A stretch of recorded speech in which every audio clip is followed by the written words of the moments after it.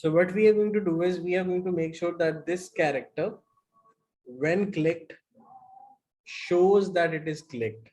So we are going to ask it to change size by 10, wait for 0.1 seconds, and then again change its size by -10. So this is what happens now. This goes bigger, goes smaller. So that is what is going to happen. Fine. Maybe this weight is like very much. So we are going to add the weight to be little lesser than that. Oh, sorry. So that's what is happening now. You can keep clicking it. You will see its size goes to 110, then comes back to 100 very quickly. So this is what happens when you click this. And there is one more thing that should happen when you click this. What is that thing? Can you tell that? There should be a sound attached to it so that we know that something is being clicked. So we can go to sounds. We can say play sound bell toll, and now this would happen.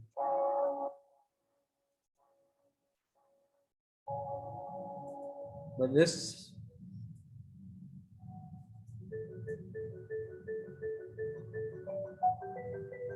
isn't this sound very long?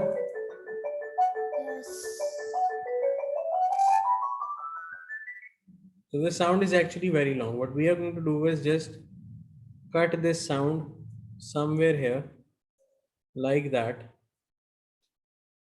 Press the delete button. Cut the sound somewhere like that. Press the delete button, and now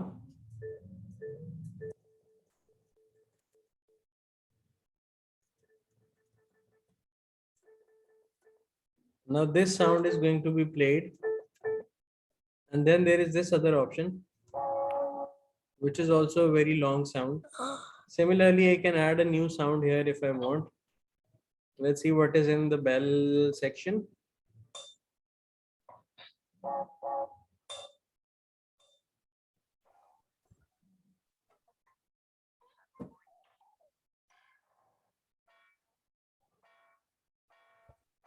I guess this is better.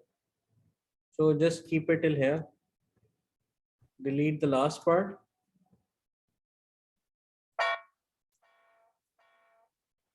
Delete some of this part here as well.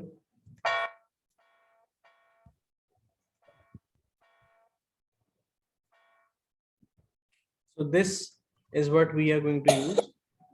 This bonk, and every time you will click it,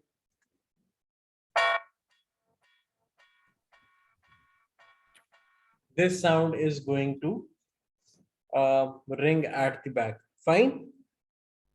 So every time this happens, we are going to ask to add a variable, and that variable is going to be called clicks. So we are going to say change click by 1 every time this happens.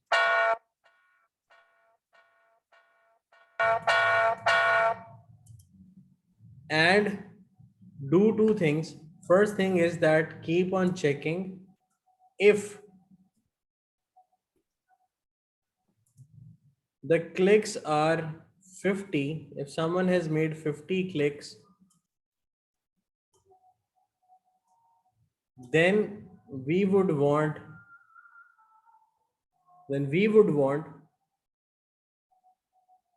two things to happen. First, we need to have a timer here, and the timer would be going downwards. It would start from 30 and it would go to 0. So let's say that we make a variable and we name it time. So this time variable is going to have an initial value of 30 by this one. So every time now you start playing it, this time is going to go back. We'll see how can we make our time to go down. How can we make our time to be counted towards 0. After every 1 second, the time is going to reduce by 1 second. That is what's going to happen. But on the other hand, if clicks get equal to 50, we are going to do two things. First, we are going to put our character and make it go to the random position.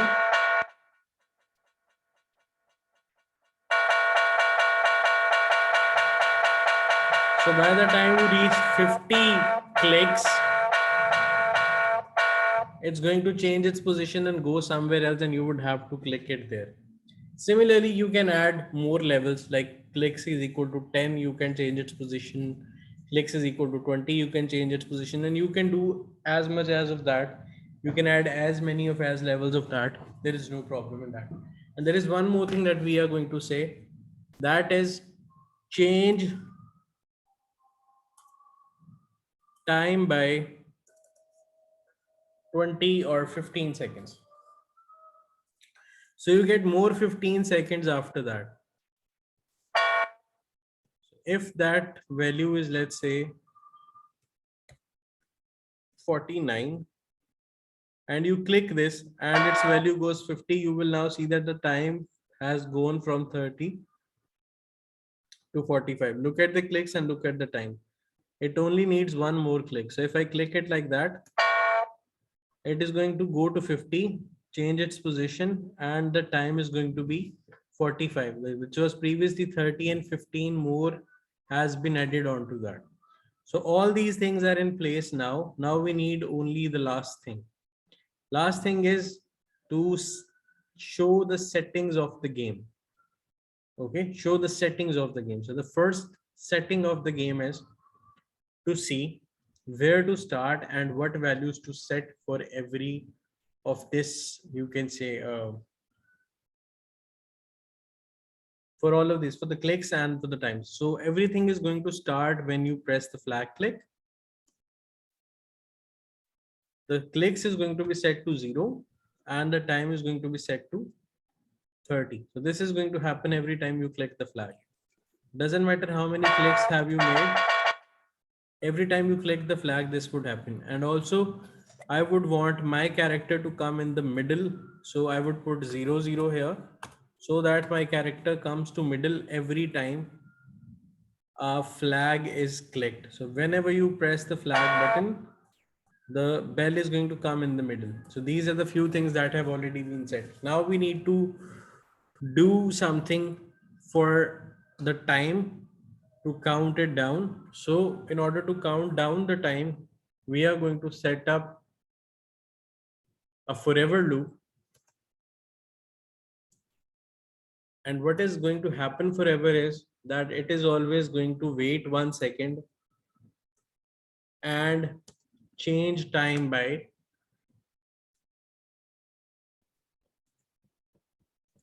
-1. So after every second, you are going to lose 1 point from your time. That is going to happen now. Now is the timer running automatically? Yes. Yes. Yes. Now all of the things are in place perfectly. The only thing that we are left with now is like two things. First, how we win the game and how do we lose the game. So we win the game if we score 100 points, we win the game. So let's say that we go to the controls and pick up an F block and put it here along in this forever loop, and set that here, that if score equals 100, clicks is equal to, I have chosen the wrong block actually. So if the clicks is going to be equal to 100, what is going to happen is that we will win the game. And in order to win a game, we can change the backdrop.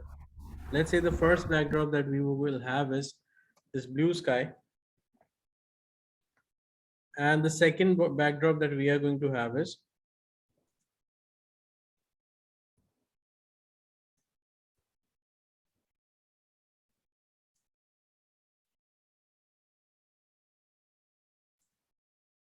sorry, it has got stuck here. So let's just wait.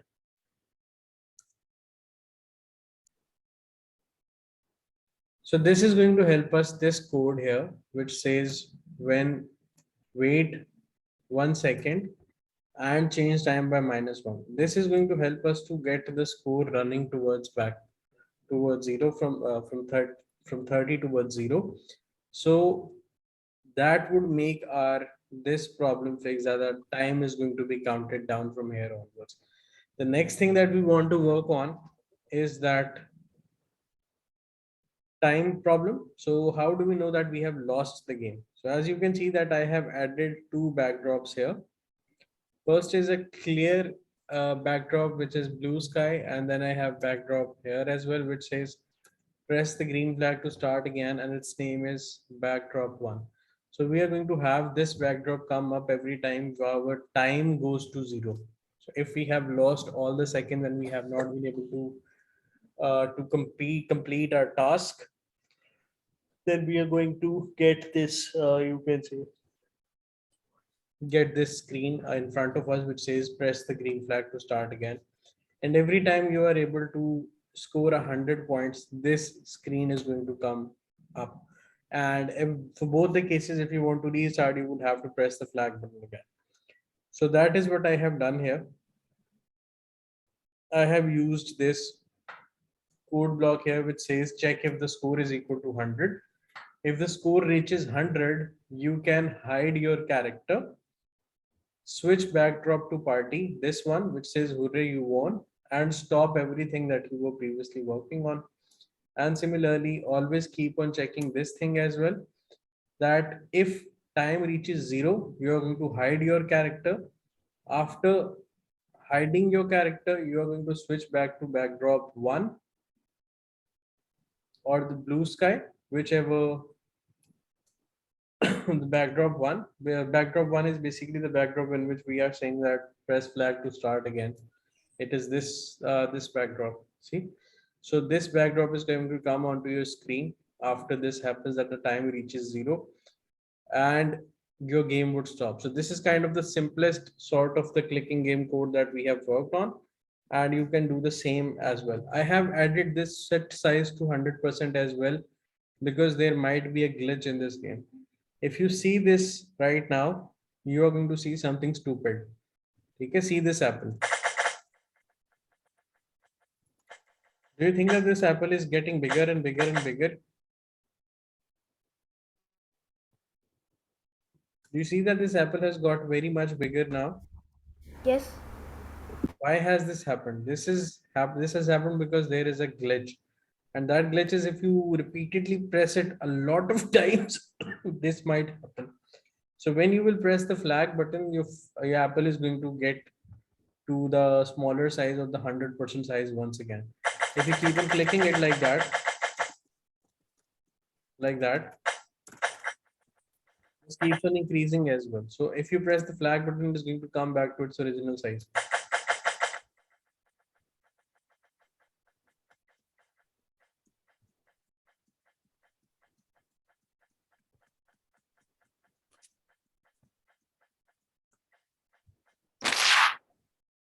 Okay. So this is how this game code is going to work. I will share its video with you as well, so that you guys can practice on it on your own for it. And tomorrow we are going to learn on a new thing. Fine. Okay, Yes. sir. Is there anything that you guys want to ask? Yes, sir. Yes, Yes, sir. Ibrahim, what do you want to ask? Sir, what if I wanted to, like when I click the object, it goes to goes to a random position. You can fix it very simply by doing this. When the sprite is clicked, it changes its size and goes back to the random position here. Sir, you have not shared screen, so I can't see. Let me see.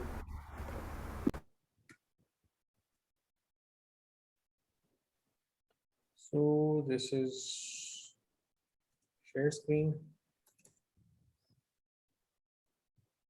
So now that the question is that you want to ask, if we click on this object and it goes to a random position. So for that we can use this go to a random position and put it after it has completed playing the sound. So it would happen like that.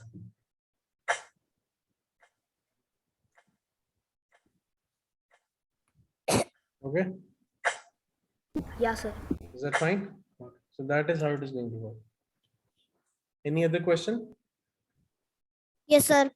Yes. How to switch backdrop in this? See, I have chosen this the switch backdrop to it is available in the looks option. So wherever you put the switch backdrop to with the certain condition, like our score goes to 100. So we are going to switch a backdrop.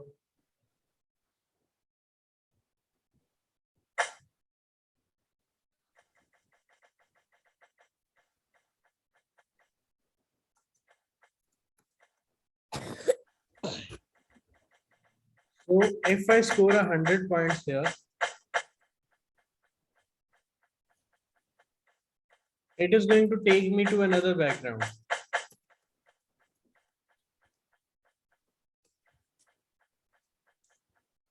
I have set this condition here. If the score goes to 100, we can switch backdrop to party. So once I will get to 100 score, it will take me to the next backdrop. I have used it with the condition that score gets equal to 100, then we switch it. Anything else? No, sir. Okay, perfect. Abdullah and Adan, do you want to ask anything, bacho? No. Okay, perfect. So now you have to work on this clicking game. Okay, so I hope that you guys would be able to do it yourself. If there is anything that you guys want to ask, you can ask. Otherwise, you can leave if you want. Right? Right. Okay. Okay, sir.